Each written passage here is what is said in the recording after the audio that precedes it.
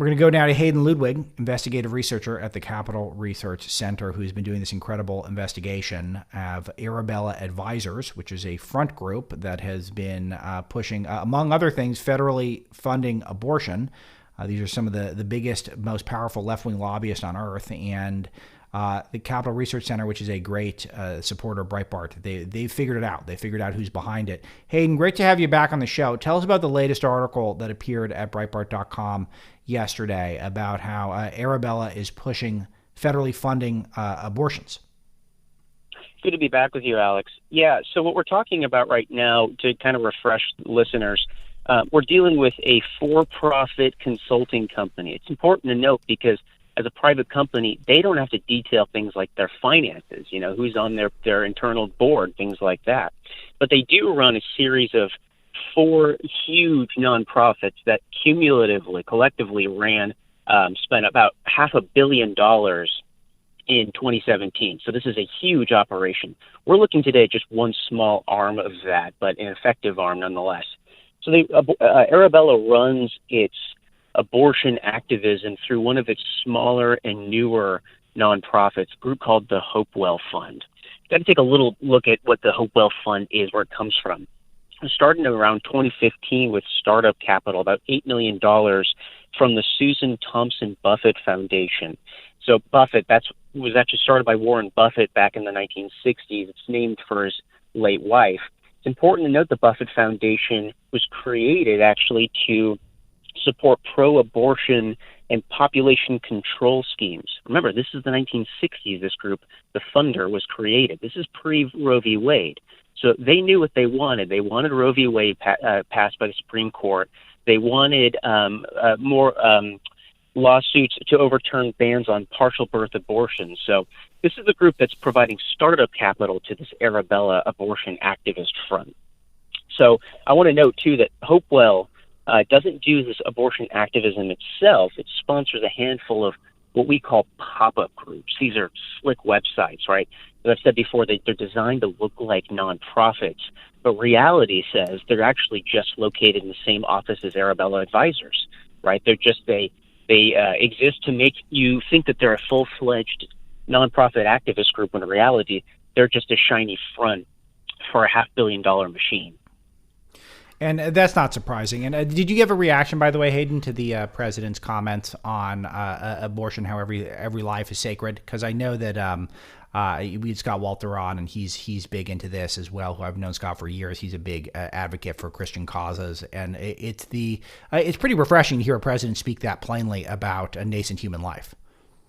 It is, yeah, to finally admit that there's a war on this nation's children. How can we have a First Amendment to the Constitution that holds your right to life as sacred, right? How can we have this mentality that we were founded on God, right? And we kill how many millions of our own children? It's refreshing to have a president who finally recognizes that there's a culture war against a radical left. This isn't your grandfather's Democratic Party. These people have a death cult around this idea of abortion. And you look at groups like Arabella Advisors, they couldn't have existed 30 years ago to push the kind of radical policies that they push today. Exactly. So let's talk a little bit about the war around the world to fight against sort of rampant abortion. And there's a lot of discussion here in the United States now. All of a sudden it's getting mainstream population control, which is basically we pay for abortions around the world. It's one of the most evil ideas I've ever heard mainstreamed by our American media and Democratic Party. But they're literally now talking about they're literally now talking about whether or not we should be funding the extermination of human life globally. Yeah, this idea of population control, which, funny enough, the marketing ploy now is just population. You just drop the control part, right? But this actually goes back to the 40s. I mean, I hate to trace it back to the Nazis, but you can trace it back that far. In this country, it's more about the progressive era in the 20s, where you get guys like John D. Rockefeller III. That's the grandson of the famous guy who was a Christian, by the way. Rockefeller III was not. He funded a group called Population Council. It's still around today. And they are the research wing trying to push groups like the United Nations to do things like airdrop in Vietnam contraceptives and other abortifacients on small villages in the jungle. It's the idea that would even work is one thing, but it's outrageous the kind of stuff they get away with. The groups we're talking about with Arabella, and specifically, they're more focused on the U.S. and one of their goals is overturning the Hyde Amendment, which comes out in 1976. Sure. I'm sure you're familiar with it. Obviously, Hyde Amendment basically bans federal funding of abortion. One of these groups, Equity Forward, they're entirely built around overturning the Hyde Amendment so that you can have federal funding of abortion. So it's not enough to have billions of dollars go through groups like Planned Parenthood. We have to have public funding. Every taxpayer in America has to pay for somebody else's abortions. That's their mentality. How come it's so difficult for us to eliminate federal funding of abortion, which is so, I mean, I think even if you question, I bet you most pro-choice people, which is I think a smaller and smaller number in this country, I think even them would say, yeah, I mean, it doesn't make sense to force everyone to pay for abortions. I think there's maybe a third of the country likes that idea, which is still way too high. But it's that can't be, if you polled that issue, should the government be funding abortions? It's got to be pretty unpopular. And yet we've got a Republican administration who I know for a fact there's a triple-digit people working inside the White House who want to defund abortion. And you get the Republican Senate. And yet nothing's being done, really, as far as I know. Well, if you understand that in politics and policy, it's not always about majorities. You know, majorities may support pro-life positions, right, or even moderate pro-life positions. And yet, oftentimes, it's small, highly motivated minorities that are able to push through some even radical policies.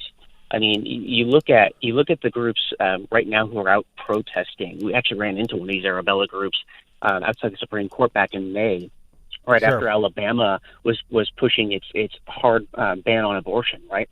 And we ran into one of these groups, right? And guess who was protesting right alongside them? It was the Socialist Workers Party.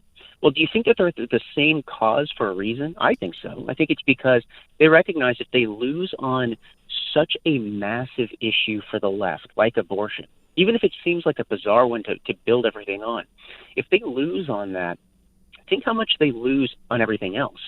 Suddenly, if the government can't control the very lives of its citizens, can it tell them what to eat or drink or what car they can drive, you know, what the Green New Deal wants to control? Probably not.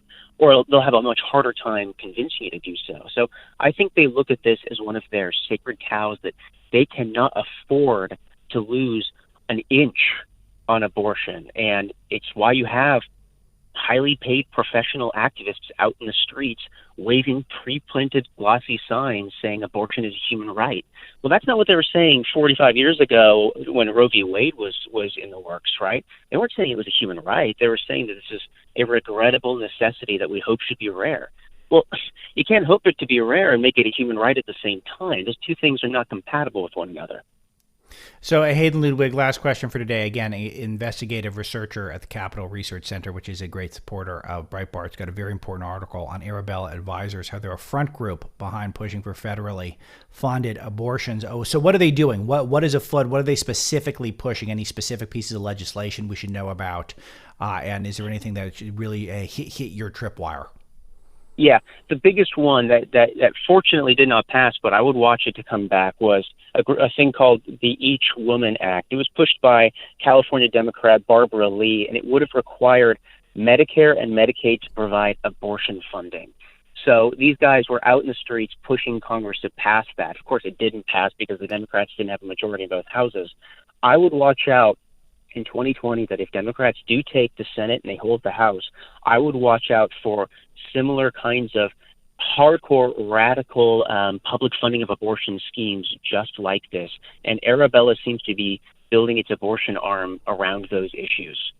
Hayden, great stuff. We'll talk to you soon. Sounds good. Thank you. We'll be right back.